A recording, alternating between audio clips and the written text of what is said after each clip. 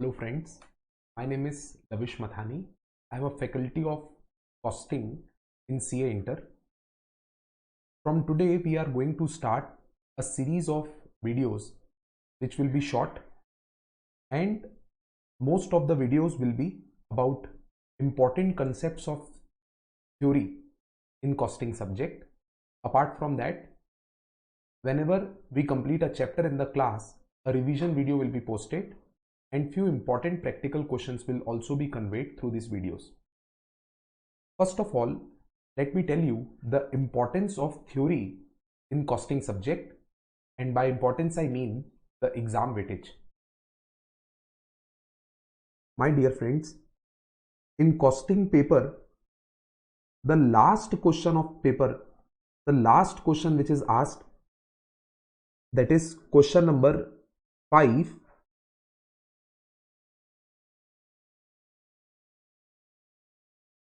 Part A, Part B, Part C, Part D, all 4 questions are theory questions.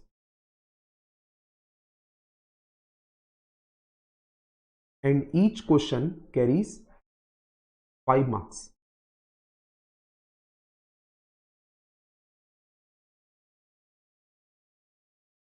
Institute sometimes gives options and they ask 5 questions and you are required to solve any 4. And in the past 2 papers, one thing has been noticed, that one extra question of theory is also asked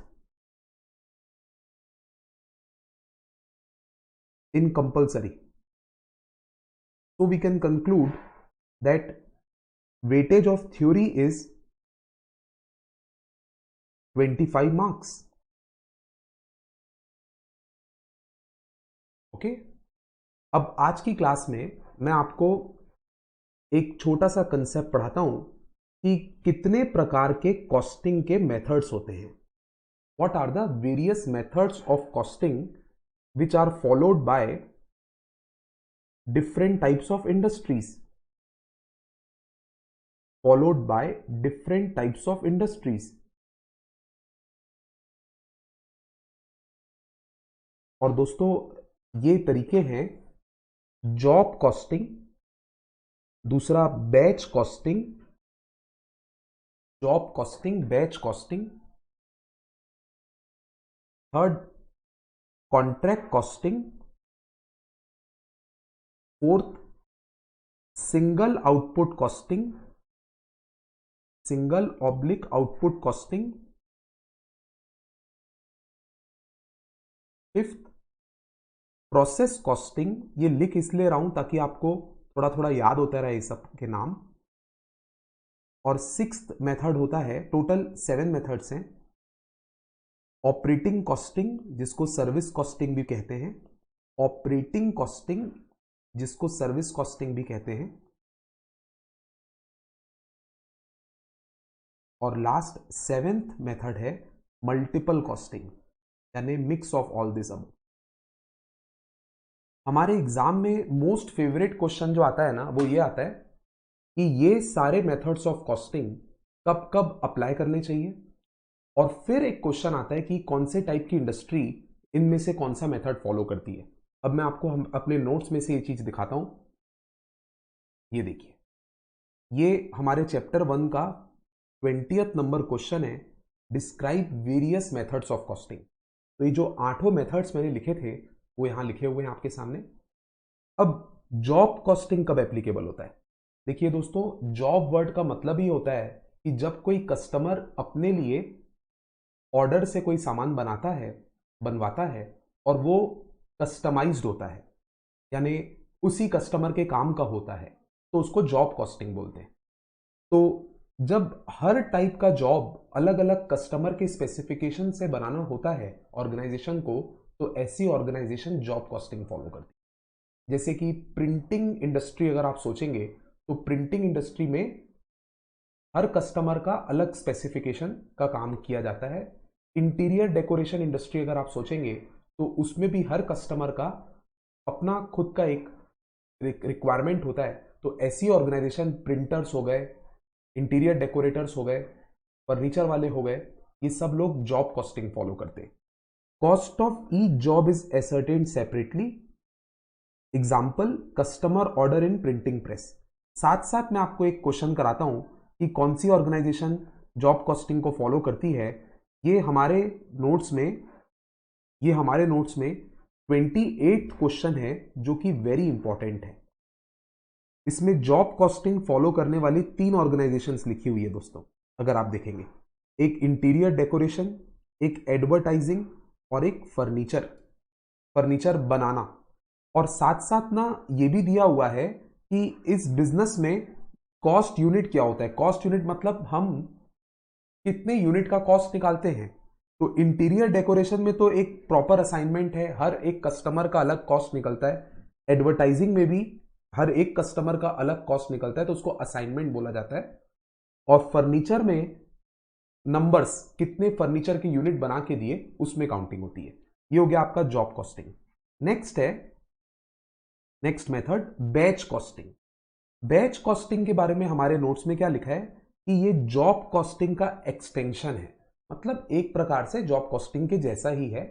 but मैं इसमें ये बोलूंगा, जब कोई organisation कभी भी किसी product का एक यूनिट नहीं बनाती है, उसका एक पूरा बैच, एक पूरा का पूरा व्हाट शुड आई से, एक साथ हंड्रेड्स या 500 या 10 यूनिट्स एक साथ बनते हो, जैसे टॉयज में होता है, मेडिसिन में होता है, तो ऐसी organization job costing carry out करती है। और इसमें एक्सटेंशन ऑफ जॉब क्यों बोला गया है, क्योंकि हो सकता है कभी कभी एक कस्टमर के लिए एक प्रॉपर बैच ऑर्गेनाइज करके प्रोडक्ट बनाना पड़ता हो, तो इसीलिए उसको बैच कॉस्टिंग भी बोला जाता है। अ बैच में represent a number of small orders passed through the factory in batches.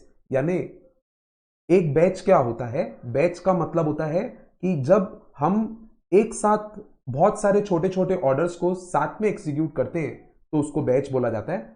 ज्यादा इंपॉर्टेंट एग्जाम में क्वेश्चन है कि बैच कॉस्टिंग कौन सी ऑर्गेनाइजेशन के काम का है।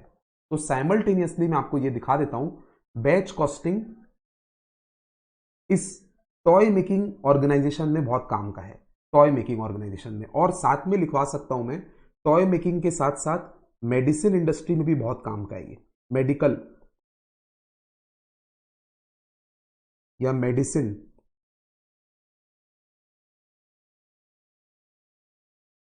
और साथ में ये भी लिख सकते हैं कि जो एडिबल आइटम्स होते हैं ना, रेडी टू ईट एडिबल्स, जैसे लेस चिप्स वगैरह होते हैं, वो भी बैच में बनता है। जिस भी प्रोडक्ट के रैपर में आपको दिखाई देता है ना बैच नंबर, तो आप समझ जाओ वहां पे बैच कॉस्टिंग एप्लीकेबल है। तो ready to eat edibles, ready to eat edible, जैसे कि लेस चिप्स। चलिए दोस्तों, और टॉयज की कॉस्ट यूनिट क्या होती है, पर यूनिट, एक यूनिट की एक कॉस्ट होती है। थर्ड मेथड में आते हैं दोस्तों। थर्ड मेथड है कॉन्ट्रैक्ट कॉस्टिंग। वेरी इजी, समझ जाओ, जो ऑर्गेनाइजेशन का कुछ भी कंस्ट्रक्ट करने का काम है, चाहे रोड, चाहे ब्रिज, चाहे डैम, चाहे हाउस, चाहे शिप, ऐसी कोई भी ऑर्गेनाइजेशन जो कंस्ट्रक्शन के बिजनेस में है, तो वो अपने हर कंस्ट्रक्शन साइट का अलग से कॉस्ट निकालती है, और वहां पे this contract costing is applicable. This chapter is one of our chapters in part 2 of study mat. Cost of each contract is ascertained separately. It is used in construction of bridges or dams. Bridges लिख सकते हैं, road लिख सकते हैं, ship लिख सकते हैं, dam लिख सकते हैं, कुछ भी। अब आइए तो एक साथ में देखते हैं कॉन्ट्रैक्ट कॉस्टिंग कौन कौन यूज करता है।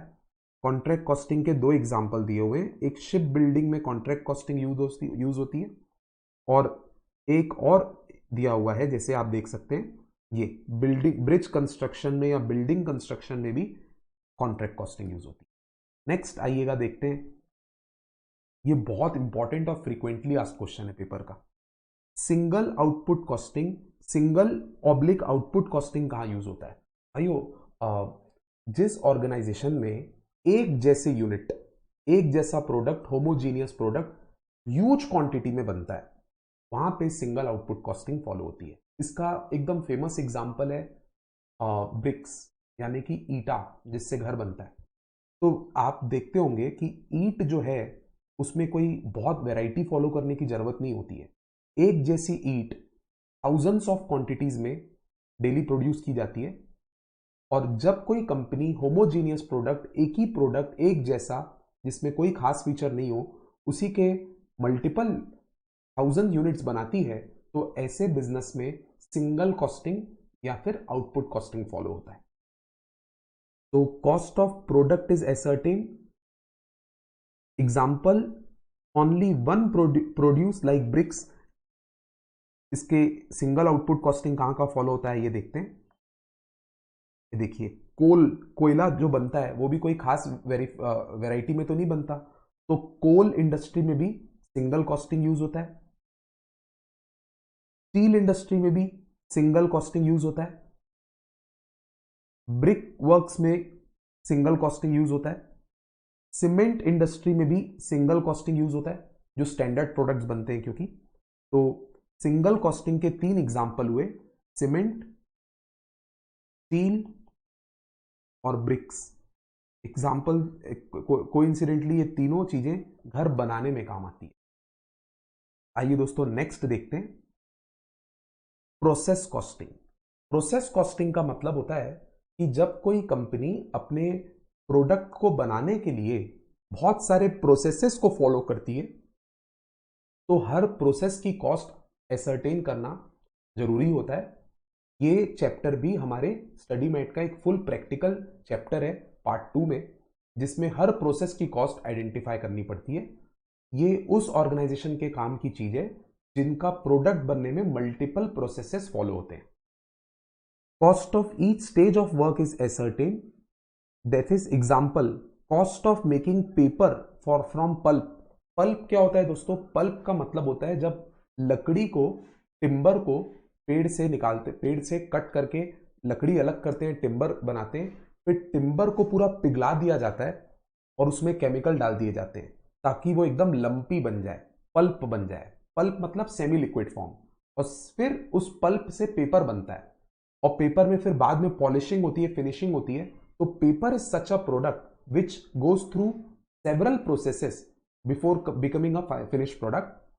और paper industries process costing follow करती है, और उन लोग अपने हर प्रोसेस का सेपरेट कॉस्ट आइडेंटिफाई करते हैं। अब प्रोसेस कॉस्टिंग के एग्जाम्पल कहां कहां हैं देखिए ध्यान से। प्रोसेस कॉस्टिंग स्टील में भी फॉलो होता है क्योंकि स्टील भी बहुत सारे प्रोसेस से बनता है।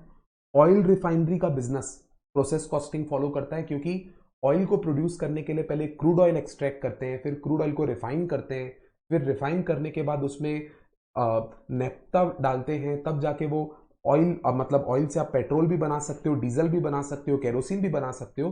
तो प्रोसेस बहुत सारे कैरी आउट करने के बाद ऑयल बनता है, तो इसीलिए उसमें प्रोसेस कॉस्टिंग फॉलो होता है। शुगर कंपनी भी प्रोसेस कॉस्टिंग फॉलो करती है क्योंकि पहले गन्ने के खेत से गन्ना निकाला जाएगा यानी शुगर केन, फिर उसकी क्रशिंग होगी, क्रशिंग होके जूस एक्सट्रैक्ट होगा, जूस एक्सट्रैक्ट करने के बाद या तो हम उससे गुड़ बना सकते हैं जैगरी, या फिर उससे अपन शुगर बना सकते हैं। तो बहुत सारे प्रोसेसेस फॉलो होते हैं।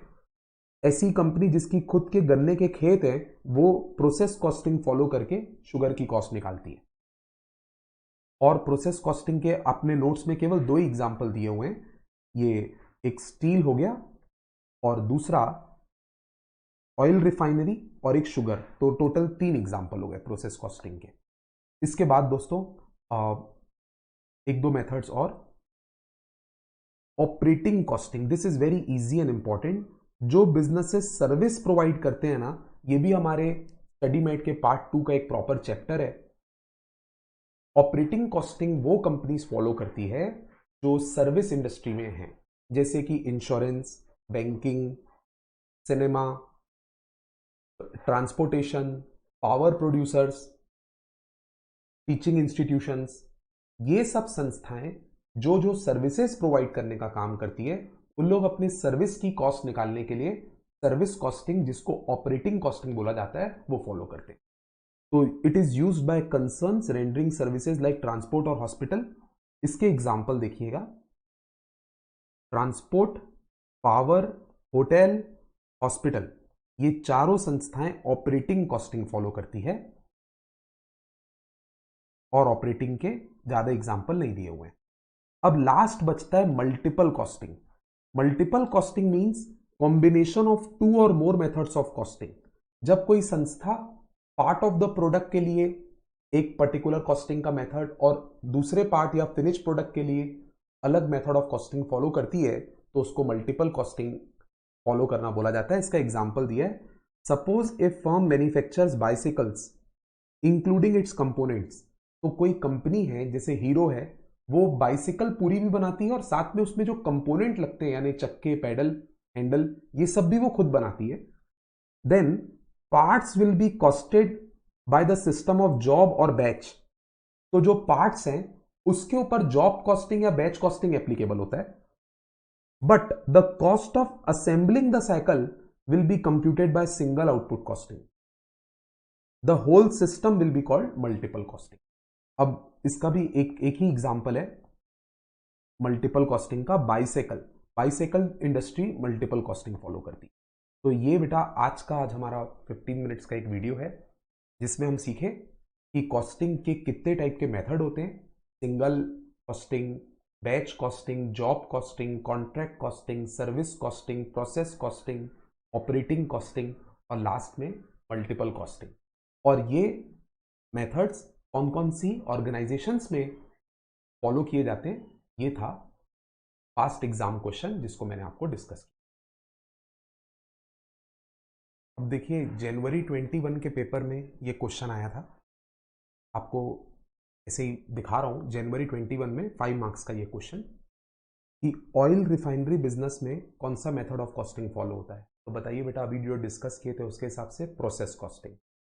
इंटीरियर डेकोरेशन वालों के लिए remember, interior decoration job cost, क्योंकि सबके लिए अलग अलग रिक्वायरमेंट होती है। एयरलाइंस इंडस्ट्री बेटा is a service provider, transporter, therefore service cost. और एडवर्टाइजिंग के लिए advertising was also unique job, therefore job cost. और car assembly is just similar to bicycle industry, so multiple costing. So these are the suggested answers of this question. Thank you.